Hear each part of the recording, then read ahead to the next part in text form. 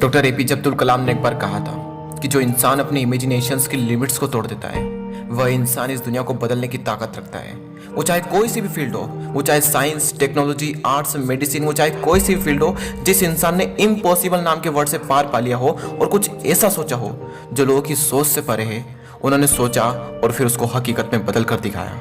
हमारे पास कई सारे ऐसे एग्जाम्पल्स है जिन्होंने हिस्ट्री को बदल करके रख दिया, जैसे Steve jobs, Edison, Einstein, CV Raman और ना जाने कितने एग्जाम्पल्स हमारे पास है। उन्होंने ह्यूमन लिमिटेशन को पार किया और फिर जो हुआ वो कमाल का हुआ। लोगों की सोच क्या थी कि ये नहीं हो सकता और उनकी सोच क्या थी, क्यों नहीं हो सकता। और डॉक्टर कलाम साहब ने कहा है कि अगर आप भी कुछ ऐसा डिस्कवर करना चाहते हो जो आज तक किसी ने नहीं किया, अगर आप भी एक इनोवेटर्स बनना चाहते हो, तो आपको ज़रूरत है क्रिएटिव माइंड की। एक ऐसा माइंड जो कुछ क्रिएटिव सोच सके और कुछ अलग कर सके। स्टीव जॉब्स के बारे में आई होप कि आप सब जानते ही होंगे। इतनी क्रिएटिविटी उनमें, इतना क्रिएटिव माइंड कि कंप्यूटर के पूरे स्ट्रक्चर को ही बदल करके रख दिया। स्टीव जॉब्स की एक खास बात यह भी है कि वो हर काम को बिल्कुल बारीकी से करते हैं। वे करोड़ों अरबों रुपए अपने प्रोडक्ट की अंदर के स्ट्रक्चर को बनाने में लगा देते थे, भले ही उसकी कोई इंपॉर्टेंस नहीं होती थी। और एक बार उनसे पूछा भी गया कि आप इतना पैसा अंदर के स्ट्रक्चर को बनाने में क्यों लगा देते हो? कोई भी इंसान आपके प्रोडक्ट के अंदर के स्ट्रक्चर को नहीं देखने वाला, फिर आप क्यों अपना इतना पैसा प्रोडक्ट के अंदर के स्ट्रक्चर को बनाने में लगा देते हो? तब उन्होंने कहा, यार लोग नहीं देख रहे तो क्या हुआ, हम तो देख रहे हैं ना यार, हमें तो पता है ना कि हम क्या कर रहे हैं। बस इसी क्रिएटिव सोच की वजह से कुछ अलग कर पाए। Now the question is how to build creative mind. कहाँ से आएगी क्रिएटिविटी? डॉक्टर कलाम साहब ने इसका आंसर दिया है। वो कहते हैं लर्निंग गिव्स यू क्रिएटिविटी। और वारेन बफेट साहब ने भी कहा है कि the more you learn the more you earn. अगर अपने अंदर से क्रिएटिविटी बाहर लानी है तो उसका सिर्फ एक ही तरीका है, लर्निंग पे फोकस करना पड़ेगा।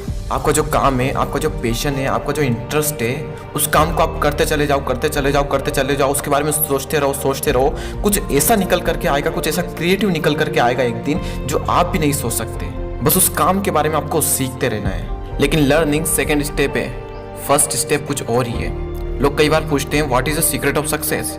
सक्सेस का सीक्रेट क्या है? सिंपल है, बिल्कुल सिंपल। सिर्फ एक लाइन में एक क्लियर विजन रखो और उसको फॉलो करो और उसके बारे में सीखते रहो। सीखना कभी बंद मत करो।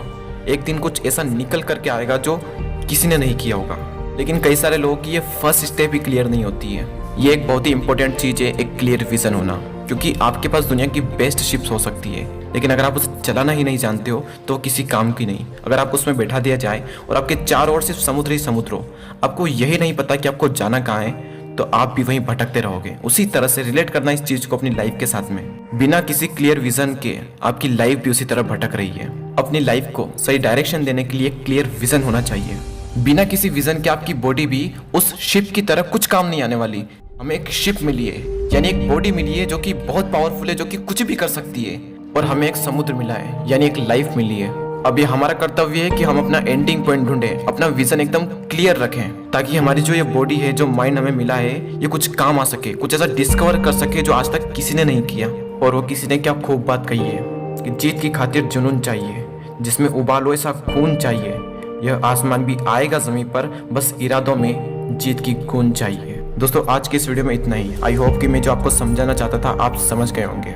अगर आप उससे जुड़ना चाहते हैं तो इस चैनल को सब्सक्राइब जरूर कर लेना। मैं आपसे मिलता हूँ अगले वीडियो में। जय हिंद, जय भारत।